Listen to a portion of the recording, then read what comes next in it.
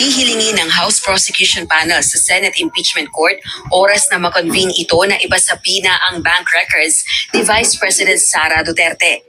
Isa ito sa mga planong gawin ng House Prosecutors upang mapagtibay ang ebidensya nila laban sa pangalawang Pangulo, kabilang sa Articles of Impeachment na iniendorso ng Kamara laban kay VP Duterte ang umano'y matinding paglabag sa ligang batas at pagsira sa tiwala ng publiko dahil sa umano'y questionableng yaman nito at pagpalyang i-disclose ang lahat ng ari-arian sa pamamagitan ng kanyang Statement of Assets, Liabilities and Net Worth o SALN. I-request po namin sa impeachment court dahil ang pwede pong magsabina ay yung impeachment court. So mag-a-apply po kami sa impeachment court na ito ay masabina para lamang po ito sa mas tumibay pa yung mga ebidensya po natin.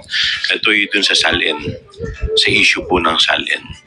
Inisyal nang nakapag-usap ang House Prosecution Panel noong nakalipas na linggo at magkakaroon din ng mga regular na pagpupulong. Tiwala ang mga kongresista, malakas ang kanilang ebidensya, lalo na sa ilang articles of impeachment, kaya mako-convict si VP Duterte. Based po dun sa mga nailatag po namin sa committee hearing, based din po sa mga napanood ng mga tao doon po sa yung live video kung saan po nag-threaten po siya sa ating Pangulo, sa First Lady, at saka sa Speaker of the House. Ako po naniniwala, malakas po ang ebidensya para po siya po ay ma-convict dito po sa impeachment. For the purpose of filing an impeachment complaint, I submit that our evidence is ample. Ang aligasyon ng assassination, mariing itinanggi ni VP Duterte. I did not make an assassination threat to the president. Sila lang nagsasabi niyan. Sila lang nagsasabi may assassination. Sila nagsasabi may assassin, may gunman. Not say that.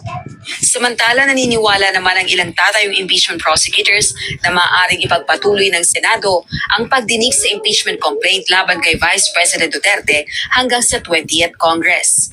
Naghahanda na rin ang mga ito at may regular na pagpupulong para sa gagawing impeachment trial. Kami po, ang paniniwala ko po, ang Senate po is a continuing body. Kaya po kahit po simulan ito sa 19th Congress, po pwede pa rin po itong ituloy sa 20th Congress. While the 20th Congress can continue the process, they don't need to go back from step 1. Ang gagawin lang ng 20th Congress is to continue from where the 19th Congress stopped. Ipinahayag na ni Senate President Francis Chis Escudero na mauurong pagkatapos ng State of the Nation Address o SONA ni Pangulong Bongbong Marcos Jr. sa Hulyo ang pag-convene sa Impeachment Trial Court. Rosa Licoz, UNTV News and Rescue.